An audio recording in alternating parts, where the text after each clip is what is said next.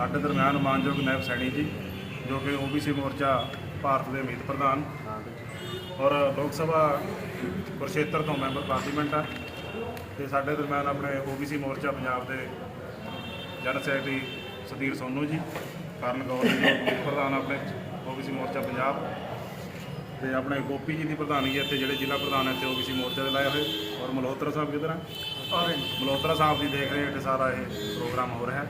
और जो press conference करनी है मानयोग सैनी जी ने जो भी साढ़े आने वाले प्रोग्राम है पिंड पिंड चलो घर घर चलो मुहिम पार्टी वालों सानू संदेश जोड़ा दिता वो बारे विस्तार नाल जो दसणगे मानयोग नायब सैनी जी मैंबर पार्लीमेंट कुरशेतर और OBC मोर्चा भारत के मीत प्रधान। हाँ जी सर, जी प्रेस कॉन्फ्रेंस कर रहे थे। धन्यवाद सभी पत्रकार साथियों का, पार्टी के हमारे OBC मोर्चा के सभी पदाधिकारी, हमारे जिला के प्रधान। आज भारतीय जनता पार्टी OBC मोर्चा ने पिछले दिनों हरियाणा गुरुग्राम के अंदर बैठक की थी, राष्ट्रीय पदाधिकारियों की कार्यकारिणी की बैठक थी OBC मोर्चा की। और हमारे जो राष्ट्रीय अध्यक्ष हैं डॉक्टर के लक्ष्मण जी, हमारे जो OBC मोर्चा के प्रभारी माननीय अरुण सिंह जी, माननीय राष्ट्रीय अध्यक्ष जगत प्रकाश जी नड्डा के दिशा निर्देश के अंदर OBC मोर्चा ने पूरे देश के अंदर 6 अप्रैल से लेकर के पार्टी के स्थापना दिवस से 14 अप्रैल तक डॉक्टर भीमराव अंबेडकर जी की जयंती एक अभियान के रूप में गांव गांव चलो घर घर चलो अभियान लेकर के जो पिछले 9 वर्षों में देश के लोकप्रिय प्रधानमंत्री आदरणीय नरेंद्र मोदी जी ने जो OBC समाज के लिए, OBC वर्ग के लिए जो कार्य किए हैं, उन सब बातों को लेकर के हर घर के अंदर OBC मोर्चा का कार्यकर्ता दस्तक देने का काम करेगा। पंजाब के अंदर लगभग 1000 गाँव में, वार्ड्स में OBC मोर्चा के हमारे पदाधिकारी कार्यकर्ता OBC गांव के अंदर जाने का काम करेगा और जो नरेंद्र मोदी जी ने काम किए हैं उन कामों के बारे में लोगों से जाकर के चर्चा करने का कार्य करेगा। जो नरेंद्र मोदी जी ने इन 9 वर्षों के अंदर सम्मान दिया है, पूर्व की सरकारों ने, चाहे कांग्रेस की सरकार रही है, चाहे किसी और दल की सरकार रही है, किसी ने भी OBC समाज को सम्मान नहीं दिया। नरेंद्र मोदी जी ने जो OBC को अपने मंत्रिमंडल के अंदर 27 मंत्रियों को OBC समाज के शामिल करके OBC को एक बड़ा सम्मान देने का काम किया और उसके साथ साथ OBC आयोग बना, क्योंकि पूर्व की सरकारों में कांग्रेस ने कभी भी OBC की वोट तो लेते रहे परंतु OBC के लिए, उसके अधिकारों के लिए जो वो मांग करता था वो काम नहीं किए।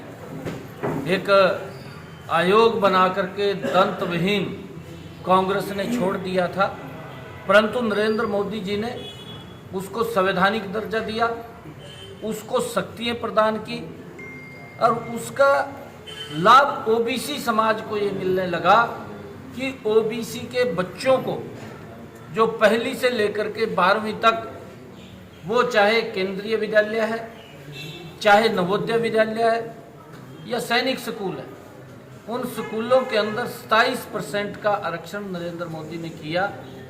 OBC समाज के बच्चों को वो लाभ मिलेगा और उसके साथ साथ जो नीट की परीक्षा है या MBBS की सीटें हैं या MD की सीटें हैं, उसके अंदर भी OBC समाज के बच्चों को 27% का आरक्षण ये नरेंद्र मोदी जी ने इस आयोग के द्वारा जो संवैधानिक दर्जा इसको दिया है, उसके कारण से OBC समाज के बच्चों को मिलेगा। और उसके साथ साथ आदरणीय नरेंद्र मोदी जी ने जो OBC की क्रीमी लेयर की व्यवस्था थी वो पहले 6 लाख थी, अब उसको 8 लाख रुपए किया गया ताकि उसके अंदर ज़्यादा ओबीसी के समाज के लोगों को लाभ मिल सके।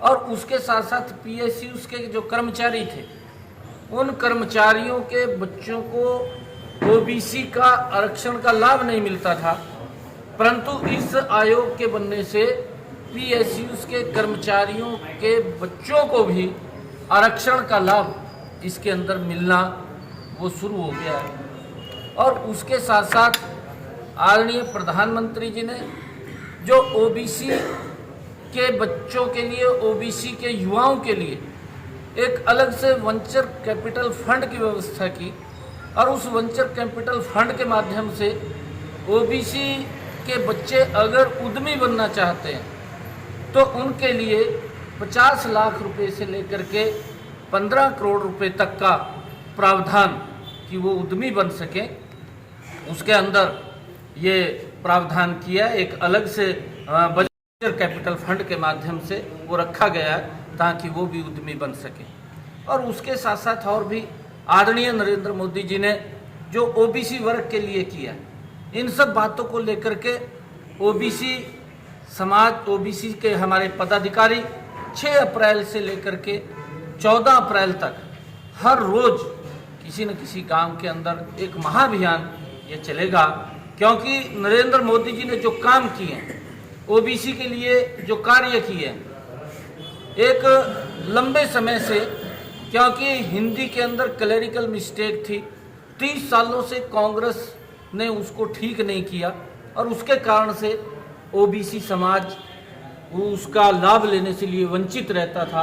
परंतु उस करेक्शन को भी नरेंद्र मोदी जी ने ठीक किया और ठीक करके अब ओबीसी को उसका पूर्ण लाभ मिलना वो शुरू हुआ। ऐसी सारी बातों को लेकर के, क्योंकि कांग्रेस ने कभी भी ओबीसी के हित में काम नहीं किया, चाहे काका कालेलकर की रिपोर्ट से लेकर के चाहे मंडल कमीशन की रिपोर्ट हो, कांग्रेस पार्टी ने, कांग्रेस के नेताओं ने ओबीसी के अधिकारों का विरोध भी किया।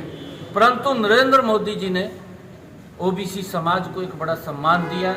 जब ओबीसी समाज को इतना बड़ा सम्मान नरेंद्र मोदी जी ने दिया तो ओबीसी के कार्यकर्ताओं का, ओबीसी समाज का भी ये दायित्व बनता है कि 2024 के चुनाव के अंदर ओबीसी समाज बड़ी भूमिका निभाएगा। नरेंद्र मोदी जी को तीसरी बार फिर देश का प्रधानमंत्री बनाने का काम ज़्यादा सीटों से करेगा, क्योंकि इतना बड़ा काम नरेंद्र मोदी जी ने ओबीसी समाज के लिए किया। और उसके साथ साथ जो योजनाएं भी बनी हैं उसके अंदर भी, चाहे प्रधानमंत्री आयुष्मान भारत हो, जो आयुष्मान कार्ड की योजना 5 लाख रुपए तक का अधिकार जो व्यक्ति को दिया है, आज गरीब व्यक्ति को चिंता नहीं कि उसके इलाज के लिए पैसा कहाँ से आएगा, उसके अंदर भी ओबीसी समाज के लोगों को उसका बड़ा लाभ मिल रहा है। मुद्रा बैंक की योजना है, ओबीसी के बच्चों को मुद्रा बैंक योजना के माध्यम से एक बड़ा लाभ मिल रहा है। ऐसी बहुत सारी योजनाएं, चाहे प्रधानमंत्री किसान सम्मान निधि आदरणीय प्रधानमंत्री जी ने चलाई, उसके अंदर ओबीसी समाज के जो किसान भाई हैं उनको एक बड़ा लाभ इसके माध्यम से मिल रहा है। और चाहे आदरणीय प्रधानमंत्री जी ने जो 80 करोड़ परिवारों तक राशन पहुंचाने की व्यवस्था इस कोरोना काल के अंदर की है, उसके निमित्त भी ओबीसी समाज के लोगों को बड़ा लाभ इसके माध्यम से मिला, क्योंकि पहली बार नरेंद्र मोदी जी ने ओबीसी वर्ग के लिए इतना बड़ा कार्य किया। पंजाब की शांति के लिए भारतीय जनता पार्टी जरूरी है और आएगी और पंजाब का विकास करेगी, लोगों की अपेक्षाओं के ऊपर खरा उतरेगी। आज अगर देश के किसी भी कोने के अंदर आप लोग देखेंगे, नॉर्थ ईस्ट के अंदर भी अगर नजर डालेंगे, एक बार नहीं दूसरी बार भारतीय जनता पार्टी की सरकार भारी मैंडेट से बन करके वो लोगों के द्वारा चुनी गई है। और यहाँ के लोग जब मौका देंगे तो पंजाब भी विकास के मामले में पीछे नहीं रहेगा, वो भी आगे बढ़ेगा। सर, अमृत सरकार फेल साबित हो रही है लगातार 2 हफ्ते से।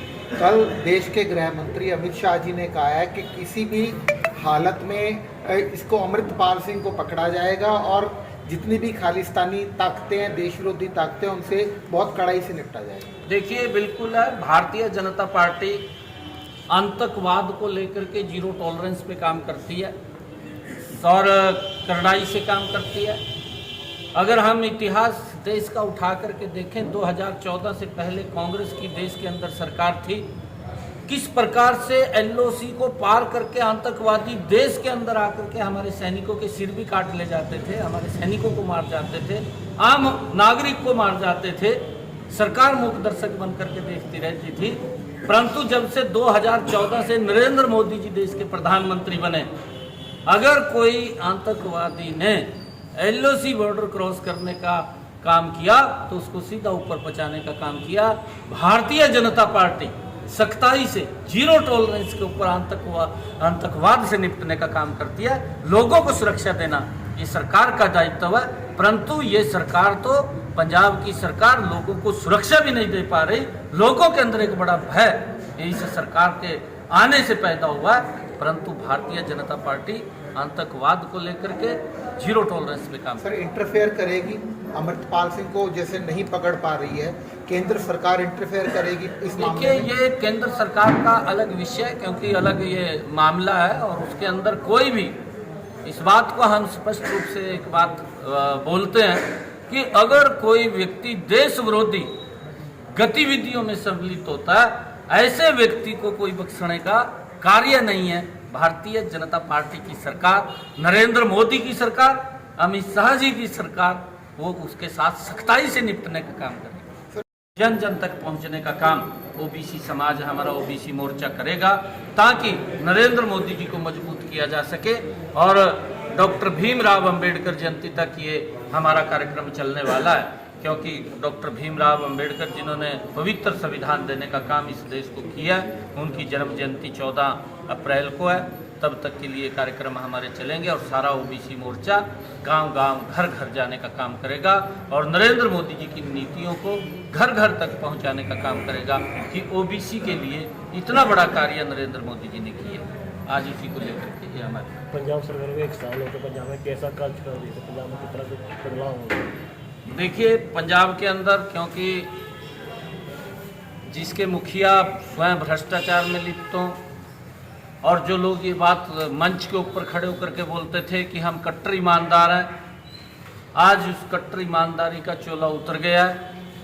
दिल्ली की सरकार भी अगर आप देखेंगे, जो केजरीवाल के नेतृत्व के अंदर है, वो भी भ्रष्टाचार के अंदर लिप्त है।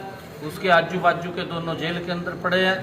और पंजाब के अंदर भी लगातार इसके मंत्री और लगातार इसके विधायकों की जो भ्रष्टाचार की बातों के अंदर मंत्री चले गए जेल के अंदर और कहीं और लाइन के अंदर लग रहे हैं। लोगों ने जिस विश्वास के साथ यहाँ पर ये आम आदमी पार्टी की सरकार बनाई थी, वो उनके दूसरे रूप के अंदर काम कर रही है। लोगों की अपेक्षाओं के ऊपर खरा नहीं उतर रही, क्योंकि लॉलीपॉप दे करके, झूठ बोल करके इन्होंने अपनी सत्ता हथियाने का काम किया कि हम युवाओं को रोजगार देंगे, हम महिलाओं को 1000 रुपया देंगे, हम बिजली फ्री करेंगे।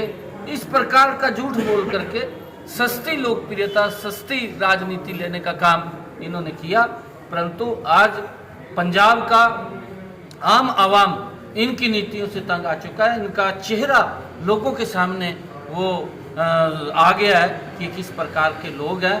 क्योंकि कहावत है एक, वो बोलते हैं कि हाथी के दांत खाने के कुछ और होते हैं, दिखाने के कुछ और होते हैं। क्योंकि केजरीवाल ने और इनने मिल करके वही कहावत एक पंजाब के अंदर सिद्ध की है कि जो हाथी के दांत थे दिखा तो कुछ और दिए, परंतु जो लोगों की अपेक्षाएं थी उसके ऊपर खरा नहीं उतर रहे। भ्रष्टाचार के अंदर लिप्त ये सरकारें हैं और लोग इनसे तंग आ चुके हैं। आप लोग देख भी रहे हैं। अगर आप सर बीजेपी अगर 24 में आती है, 24 में, तो आप पंजाब वाले क्या सोचें? देखिए, नरेंद्र मोदी जी ने जहां पर भी भारतीय जनता पार्टी की सरकार बनी है, जिस भी प्रदेश के अंदर, एक बार अगर भारतीय जनता पार्टी की सरकार बनती है तो बार बार भारतीय जनता पार्टी की सरकार उस प्रदेश के अंदर आती है। अगर पड़ोस के अंदर आप हरियाणा में देखें, दूसरी बार, पहली बार 2014 में भारतीय जनता पार्टी की सरकार बनी और हरियाणा के अंदर मनोहर लाल जी ने, जो हमारे किसान हैं, किसानों को 0% फसली ऋण देने का ऐलान पहले ही सेशन के अंदर किया था। 14 अन्य फसलें भी किसान की एमएसपी पर खरीदने का काम वो मनोहर लाल जी की सरकार कर रही है। और उसके साथ साथ 24 घंटे बिजली देने का काम भी मनोहर लाल जी की सरकार ने किया। बिना पर्ची के बिना खर्ची के युवाओं को लगातार रोजगार देने का काम किया। क्योंकि जब भारतीय जनता पार्टी की सरकार आती है नरेंद्र मोदी जी के नेतृत्व में, वो विकास को प्राथमिकता देती है, लोगों की अपेक्षाओं के ऊपर खरा उतरती है। भारतीय जनता पार्टी की सरकार पंजाब के अंदर बनेगी। प्रॉपर्टी बेचने और खरीदने के लिए संपर्क करें फेयर डील प्रॉपर्टीज।